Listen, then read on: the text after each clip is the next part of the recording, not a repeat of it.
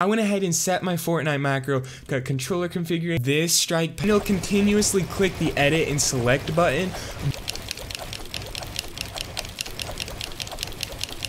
What's up? Welcome back. I gotta say, I've just discovered something pretty cool. As a lot of my subscribers know, I play Fortnite with my FPS Dominator strike pack. A lot of people have this just because it adds paddles onto the back of your controller for only $40. But along with the paddles comes something else. This strike pack also has mods on it. Before I show you how to do this insane controller macro, please, if you find yourself enjoying this video, drop a like on it. It helps out the channel a ton. And if you like this sort of content or just any sort of Fortnite content in general, feel free to click that subscribe button. So here it is. Here's how I got a controller macro. So as you can see, everything's grayed out, but as soon as I detach my strike pack from my controller, leaving just the strike pack plugged in, it'll go ahead and turn these grayed out options into selectable things. While you can pay $15 a year for custom mods, getting mods for almost any game you can think of, including Apex Legends, Warzone, Fortnite, all sorts of different games, that's not necessary for what I'm doing today.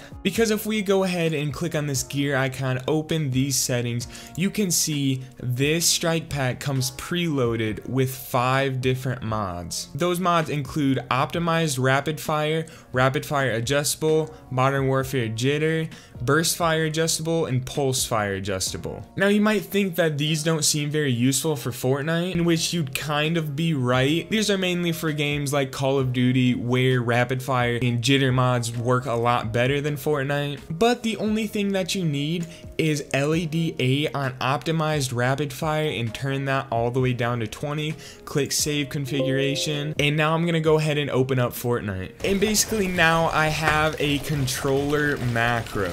So I'm gonna go ahead and show you guys the difference. This is my macro on my keyboard and mouse.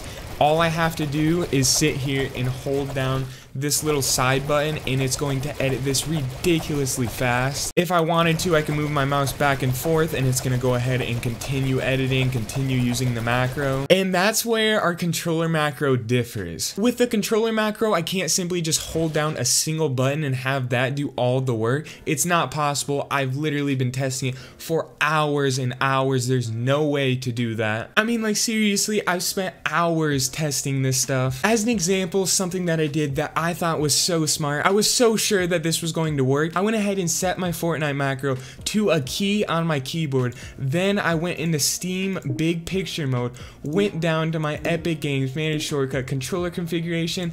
I set one of these buttons as P, backed out, went into my game, and it doesn't work for some reason. Even though technically every time I press right on my D-pad, it should be pressing P in game, which in response should set off my macro from my keyboard software. But unfortunately, that didn't work. So let's jump in the video and I'll show you guys how I ended up figuring it out. So basically what happens with the controller macro is you hold down this left paddle here, and while you're holding this down, you just spam another button. So as you can see, I'm just holding down this right paddle and I'm just spamming my left paddle.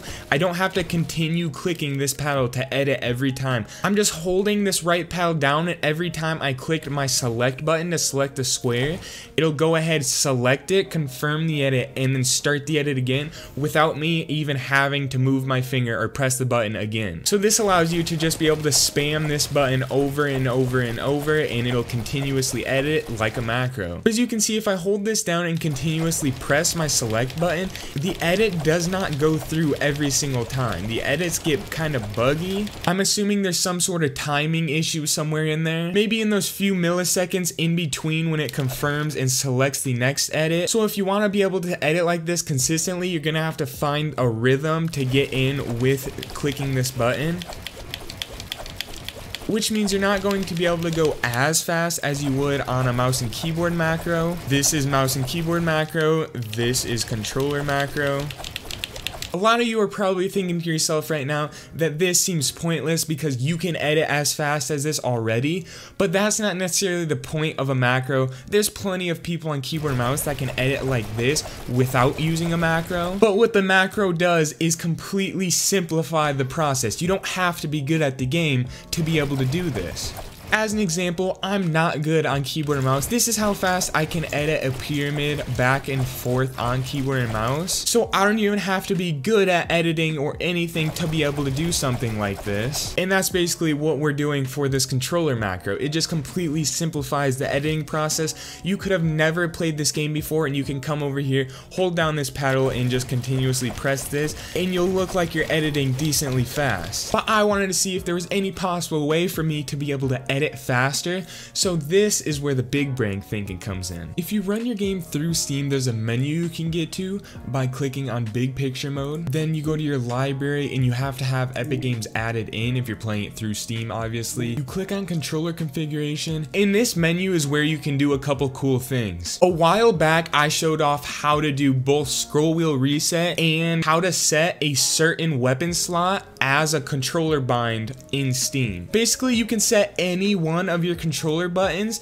as a mouse and keyboard bind. So every time you click that controller button in game, it'll substitute it for whatever keyboard and mouse bind you want. And obviously in Fortnite, you can't assign the same task to two different buttons. Like if you want double edit binds on controller, there's no way to do that in game, but by using Steam, that is something that you can do. So what I'm going to do to make this macro faster is set up two different select binds. My select for editing on mouse and keyboard is left on my mouse. So what I'm going to do is find a button, preferably one that I don't typically use in game. Let's go ahead and put it on my right D-pad. That's squad comms, no one needs that. So I'm going to head into here, I'm going to click on this, and I'm going to click left on my mouse since that's my select on mouse and keyboard. I'm going to click back and I'm going to click done. Now every time I click right on my D-pad, it's going to function the same way as me clicking my left mouse button. And you can even see I'm jumping around with my controller. It shows controller build binds in the bottom right,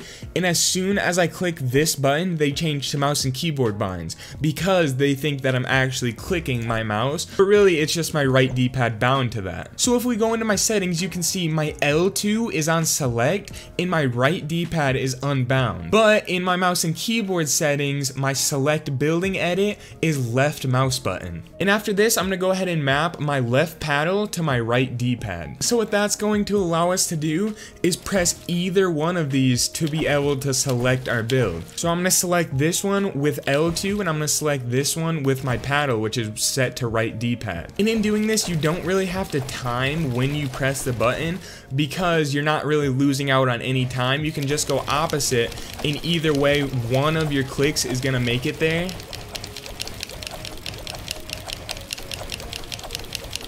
In this way, your macro is going to work a little faster. You can do your typical wall macros, which are absolutely ridiculous. However, I've messed my binds completely up for this. I don't even think I have a shoot button bound right now. I have an R2 edit. I have L2 unbound. I have circle unbound. Everything is just kind of messed up right now. So this really wouldn't be very useful in game like a keyboard and mouse macro can be. Because with the keyboard and mouse macro, you can be sitting here editing normally using your normal binds, not even using the macro. And in literally a split second, you can switch to it. So this controller macro is definitely more for fun, just to mess around a little bit, but nonetheless it's still a controller macro. One kind of funny, not very useful thing that you can do with this is if you set R2 edit along with an R2 select, then all you have to do is hold down your edit button and it'll basically continuously click the edit and select button. But I believe that this just goes way too fast for it to be able to register and actually click select in game and get that edit off. I guess if you were fast enough at clicking this, then you might be able to use this as a macro, but my fingers just don't work that fast. I cannot keep up with the pace of this thing, so I don't really see this being very useful. However, imagine a controller macro that goes this fast. That would be absolutely nuts. So let me know if that's something that you would like to see in the future. Let me know if you would like to see more controller bind videos. Leave any questions or concerns down in the comments below. Please, especially if you made it all the way to the end, feel free to drop a like on this video, as well as clicking that subscribe button. It's all greatly appreciated. Thank you guys so much for watching, and I hope to see you in my next video.